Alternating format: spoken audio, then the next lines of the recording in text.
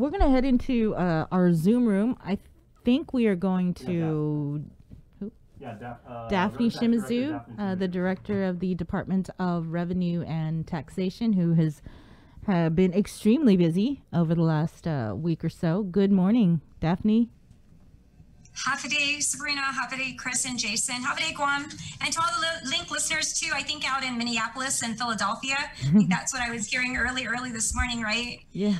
Anyway, so yes, it's been very busy. Last week, Friday, and today, we do have walk-in services for real property tax payments by check.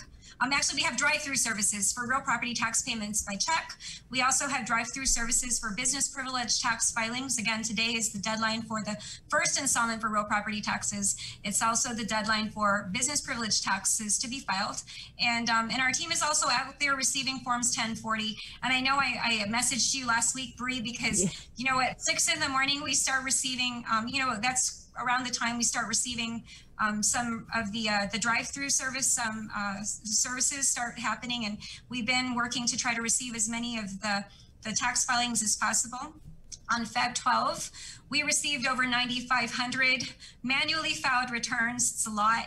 It's probably the most we've ever received in a single day. It took us like almost the whole week to come up to make sure that we accounted for all of those and we counted them up. So we're receiving a whole lot of forms. But again, today we do have drive-through services. If you are going to make your real property tax payment and you can make it by check, I suggest you try to use our drive-through services. For the people that have come here, I know they've been quite happy about how quick it's been going. Last week, Friday, I was on the phone with Director Byrne because the treasurer down at the ITC building had a very long line. It was going past DLS and I think past Bank of Guam within the building itself. Some people waited for quite a while. So again, if you, you know, I highly recommend though that people pay online if you can. You can always get to our website, guamtax.com or myguamtax.com.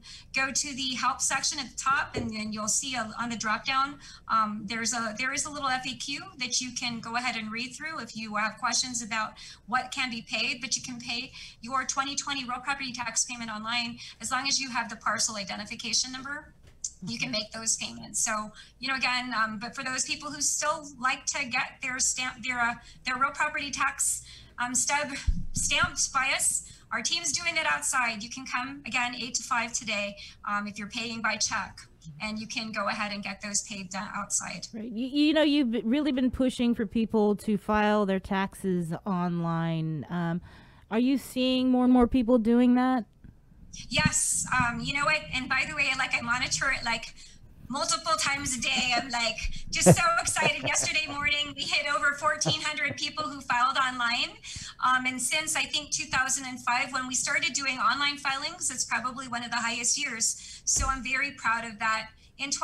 For the 2018 returns that were filed online in 2019, we had 799. And last year we did have a huge surge in terms of the online filings, but we also, within the count, it's about 7,000, but within that count is also the non-filers, which we've never had a non-filer form before.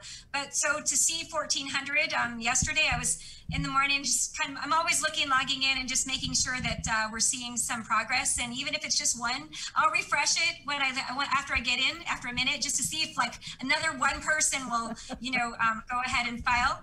And when they do, I'm just like, yes, because you know what? I highly recommend that if you qualify that you file online. And why is because, you know, as long as your information, and please make sure if you get married that your name, your marriage name marries your social security card and matches what you file in your tax return. Also, you know, make sure that your children's names are correct and their social security numbers tie.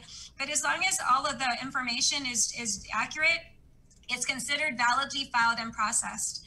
And why is that important? Because when it comes time to pay out the EAP3, when it comes time to pay out the rebate recovery credit, those individuals who file online, they won't have to be waiting for Rev and Tax team to be processing their return. They won't have to wait for us to take it, scan it, process it, make sure that all information is correct.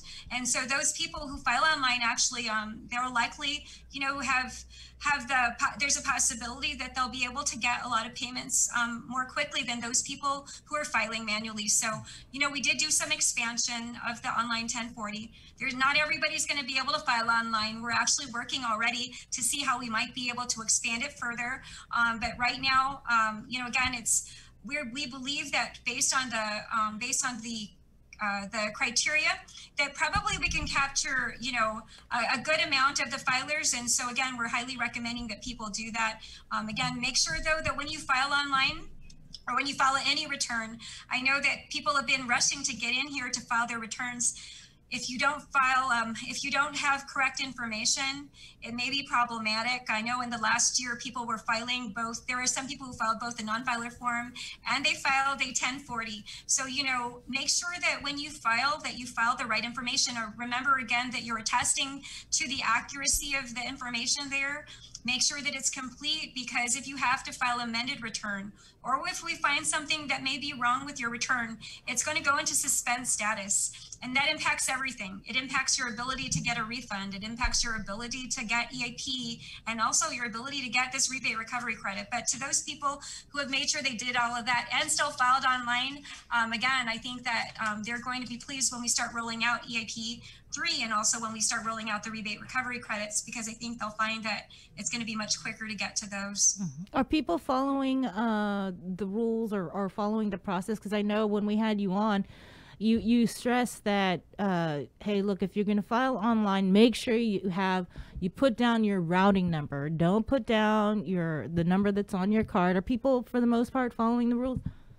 Yes, and so actually we've also put safeguards, I believe, in terms of the routing numbers that are acceptable as well, because again, we are limiting it to brick and mortar.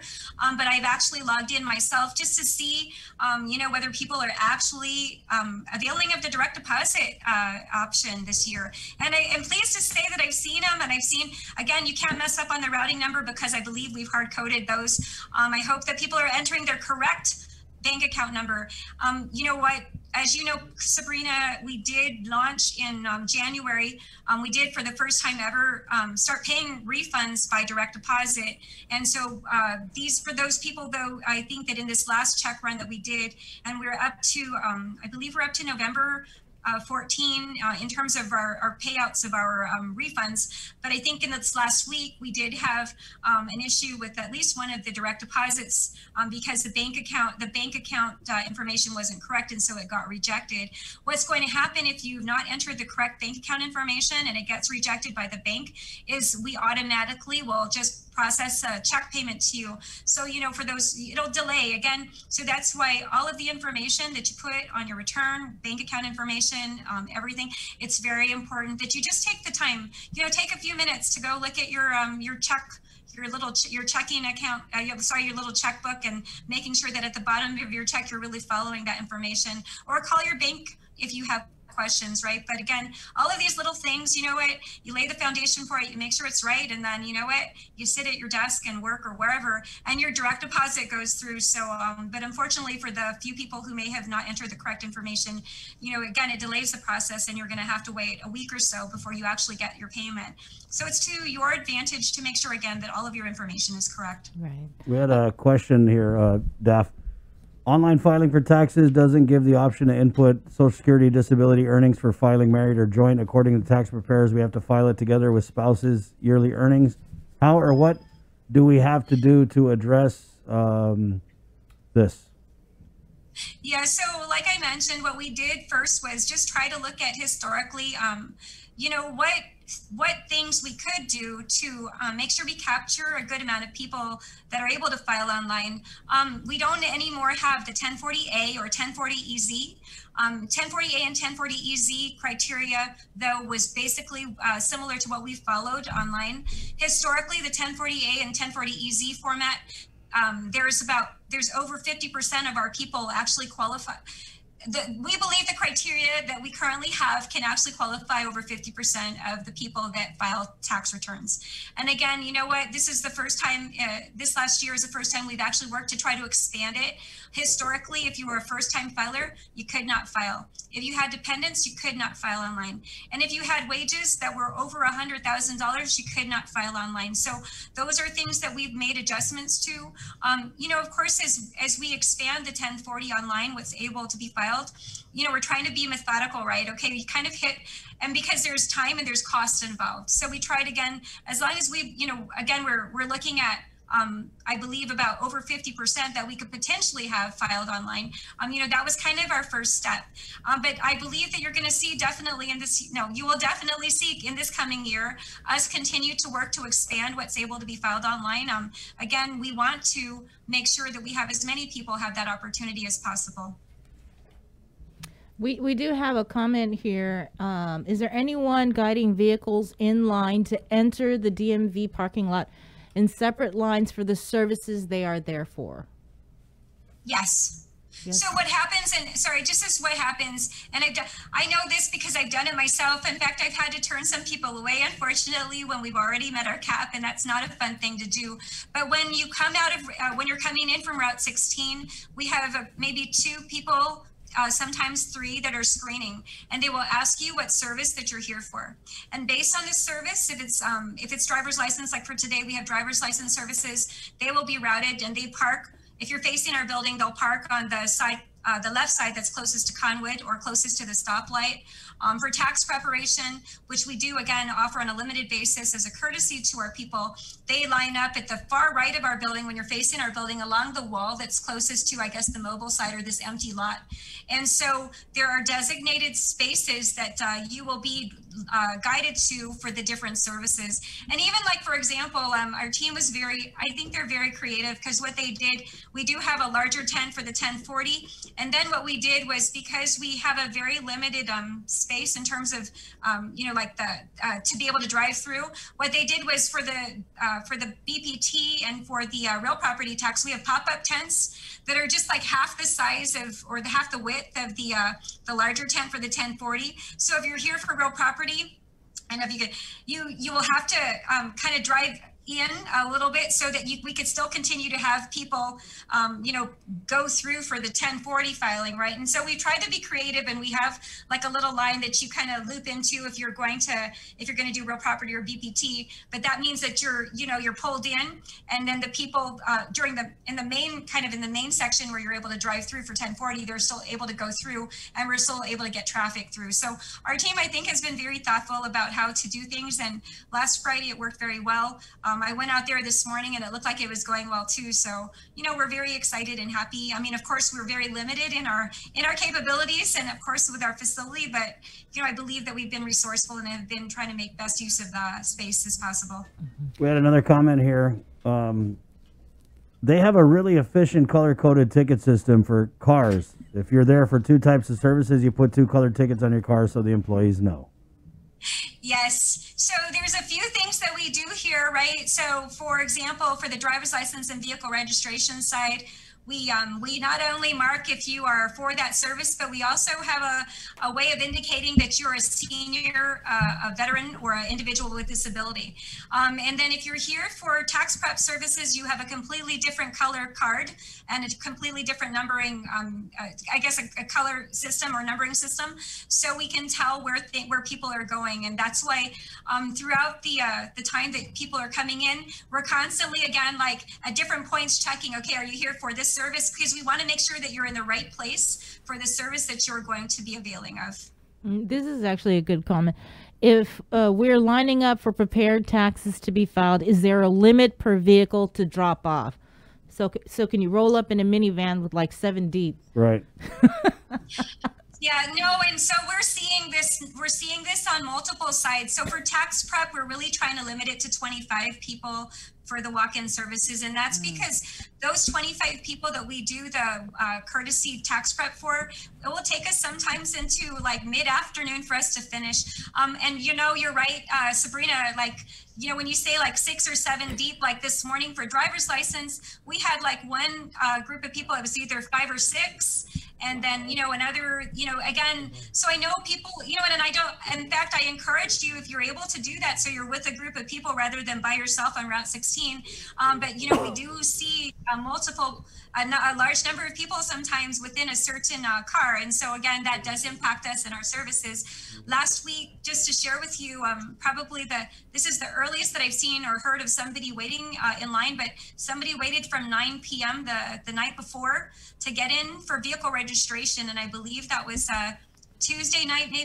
Wednesday night was out here at Route 16 at 9 p.m. because he wanted to come and get his vehicle registered or get some vehicle registration services. So, you know what, if he was with somebody, it's helpful, but that was like the earliest that I've ever heard of anybody waiting for a service in our at Route 16. Can conversion of immediate to permanent licenses be done online? They can't be done online, but they can be done by Dropbox. So what we've done is, again, we're working on to develop our system so we can do online. We're not yet ready for that. But what we did do a while ago was we opened up our driver's license services that could be done by mail in Dropbox, so that you can get your permit if you've already passed your written exam. If you could get your permit in the mail. You can convert from a permit to a intermediate. You can convert from an intermediate to a regular driver's license. You can renew your driver's license, and you can also renew your Guam ID, again, as long as these are non-real ID compliant IDs.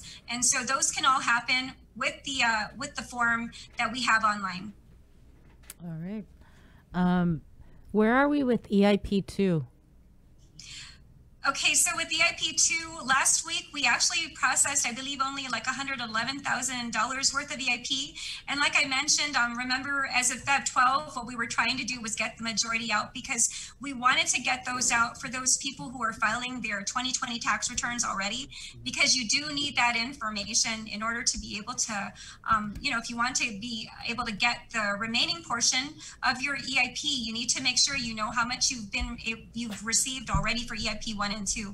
So we got the majority of them out, Sabrina, since the 12th, that week of the 12th. And again, now what I think you're going to see is just probably again, we were processing 2019 returns, end of January returns, and last week I believe that like January 29, I know was being paid out for EIP2. So again, we're just trying to make sure that for those people who are late filers of 2019, we're trying to get as many as possible in by March 19.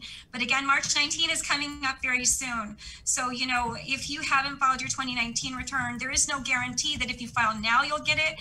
But I just highly recommend that if you haven't filed your returns, you file them as quickly as possible, but make sure that all the information is correct.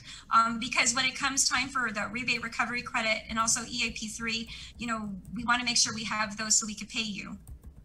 We had one comment here, Daph. What about tax clearances? Business license renewals have to have tax clearances done from 4 different divisions. Oh, okay. So our tax clearances can actually be done all by our collections team. That's the great thing that we've done, is that we've allowed or given the authorization for our collections group to go ahead and do tax clearance. Our supervisor in collections, her name is Jean Flores, and her email address is jean.flores@revtax.guam.gov. She is the primary contact for tax clearances if you're having a challenge in working to get a tax clearance or trying to communicate with us. And Jean makes sure that she does those tax clearances or coordinates with the team to get tax clearances out. Again, collections team, even if you have a business privilege tax or a income tax clearance, you can do that clearance at collections. I think the only clearance they can't do is real property tax, but you know what, when people are working on those, if you're able to get your clearance done at DPW, we actually have a real property tax person that can assist you with clearance. But if you're here at Rev and Tax, our collections team is generally very good at just trying to get all of your clearances out and done so that you can get your business license renewed and go ahead and get out of here and not have to worry about it. Marilyn, I think you've covered this before. Is it too late to apply for non-filers EIP2? So for an EIP, for the EIP non-filer form, we close that form. We're not accepting any more non-filer forms. If you were a non-filer and you filed your form as of November 21, and you're otherwise eligible, meaning, you filed it correctly, nobody claimed you, because we have seen some people who file a non-filer form that were claimed on an individual's return, and that causes to error out. We've also seen people who file a non-filer form, but then when they check the boxes on the form, the information that's shown shows that they're not qualified. And so as long as you were qualified and you filed your non-filer form by November 21, you should have received your EIP2 payment.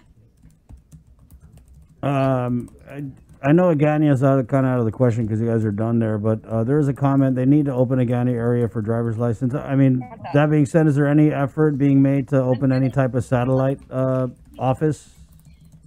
Right, and so what we're doing right now, and as you know, because of the limited capacity in our parking lot in our building, really the two services, the ones that are really hard to have at the same time, are driver's license and vehicle registration, which is why we have them on alternating days. We're looking at options to move out one of those services to another location. Our team is actually kind of in the final stages of getting the facility up and ready so that we can move one of those services out.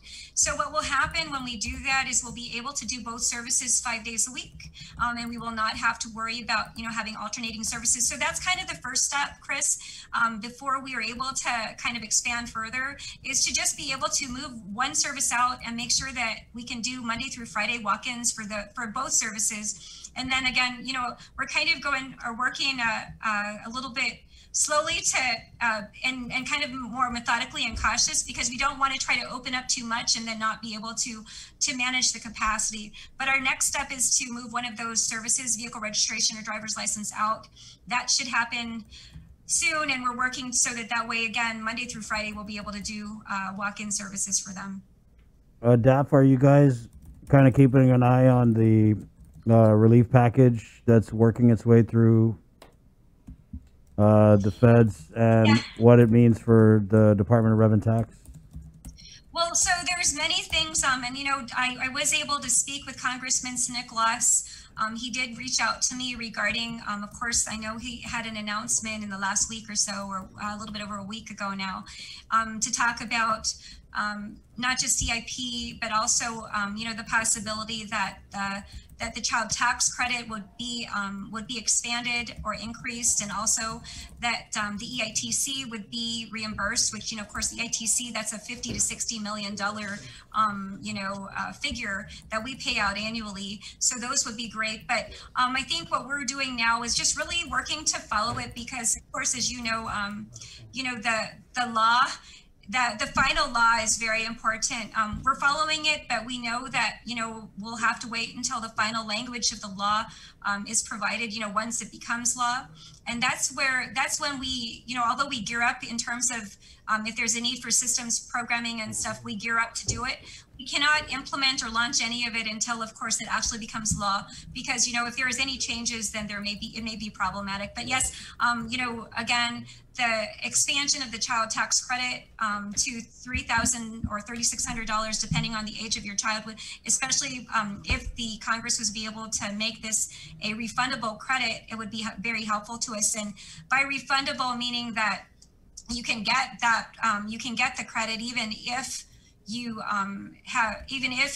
do not have any tax liability to offset it. So there's a refundable and a non-refundable credit. Right now, the child tax credit is a non-refundable credit. So that means that if I qualify for the child tax credit, which is a $2,000 max, but my tax liability is only $1,500, then I could really only avail of $1,500, or to the extent that the credit will offset my taxes. That's what it means to be a non-refundable credit, and that's how the child tax credit currently works. If the child tax credit were to revert to being a refundable credit, then that would mean that in that same scenario where I had a $1,500 tax liability, but I qualify for the credit fully, right now it's a $2,000 credit, then I would be able to get my $1,500 liability offset, and then I would be able to get $500 returned or refunded to me or given to me as a credit. So, of course, these are all very exciting, and we're very hopeful, and we're thankful to Congressman Nicholas for his continued support and trying to get these moved. But again, we are still watching and monitoring to make sure that we understand the language, the final language, once it becomes law. Right on. Bree, you good? Yeah, I'm good. Daph, is there anything we're forgetting to ask you? You know what? There's a lot of information that's very important to get out, and I want to thank you again, Bree and Chris and Jason, and thank you for getting me on at a time when Bree's there, because I know she's not there at 8 before 8 right now. She I'm asked happy for I was you able to get in at 8:45 today. But thank you for getting me in again. Real property tax payments, they're due today, so make sure that you make them. Otherwise, you know, there will be penalties that will be charged. So make sure you get those payments in, and if you could pay by check, come up to Rev and Tax 8 to 5 today. We'll be able to get that payment from you. You will not even have to get out of your car. I highly recommend you do it and you try it. The people that have come through have been very pleased. And so again, that's it. Real property tax payment due today. Make sure that you make that payment so you don't get any penalties. Daph, sorry, I did have a caller. I forgot. He was asking, now that we're in PCOR 3, are you guys going to be open for extended hours at all? And I mean, I know you're already opening early in the morning. I'm just passing the question along. No, so you know what? I know there was a lot of concern about the change in operations, government operations, because of PCOR 3. Regarding the government operations, I believe that at this point, our operations are going to continue to remain as they are, where we're going to, outside of today, have walk-in services Monday through Friday from 8 to noon, at least for now. When we do pivot and have to make a change and are able to expand on that, we will let people know and we'll issue an updated volume for that. Thank you, Daphne. But thank you for that question. Of course. Thanks, Daphne. So tell us the truth, though. When you watch those numbers and they keep going up with the online filers, are you like doing your victory dance? Can we see the victory dance? There we go. I hope that most people are just listening to you on the radio and not watching that. The Cabbage Patch on our show, man. Yeah, Achievement unlocked. That was the Cabbage Patch. The running man, but, or maybe a moonwalk. Actually, probably, I'm sorry. My favorite is when I was 6th grade and I went to Inarahan Middle School. And I don't know if you remember the popping and breaking. Of they course. would always do this, like, you know, like, bah, bah, bah, bah. And then they would have this point where they did like these, what are they called? These like dance-offs? Yeah. And at some point it was like, you, Brie. Right? And it was so cool. So you would have people like doing that and go, boom. So that was my favorite. Obviously, I'm you know, a bit of a nerd, so I wasn't able to do that. Hey, tell you what, Daph, we're so proud of the job that your team has done up in Rev and Tax and everything. Chris is actually going to take the cardboard from the brand new refrigerator that you got. We're going to bring it up there so you guys can backspin. Right. Oh, yes, if he could, and then maybe he could do a little bit of, what I really love, my favorite is when you kind of spin and you end up on your like side like here. You end on a pose. Did you do that, Chris? Yeah, I could. Thanks, Jay. Thank you, Jay. Sorry, I'm aging myself and everything. But you know what? Thank you for the laugh this morning, and thank you for everything that you guys do. Have a great day. You too. You too, Daphne. Hi, Daph. Right on. Daph is a modern woman, but she is old school, man. For real. I could see her too. Watching those numbers. Yeah. That Great just job. reminds She's me, doing such you a know good what she job. was saying about back in the day, we'd have the dance battles. Yeah. I remember my brother was really into that, and he told me one time, he's like, bro, can you come with me after school? I need a backer. And I thought he was going to fight, and I was like, what's going on? He goes, I got a battle. So I was like, all right. So we show up after school, and I'm walking up, and I see him with this group of these other kids, and I'm like, damn, I thought they were jumping him, so I run up, but it was like a dance battle. Yeah. And it's just like she said, they do one move, and you're like, oh, yeah, you. And then you're like, God. Yeah, but I'm not much of a dancer, so that was the only time my brother invited me to back him up. You know. Anyway, where were we? If you be Turbo, I'll be Ozone. And Bree's gonna be Special K.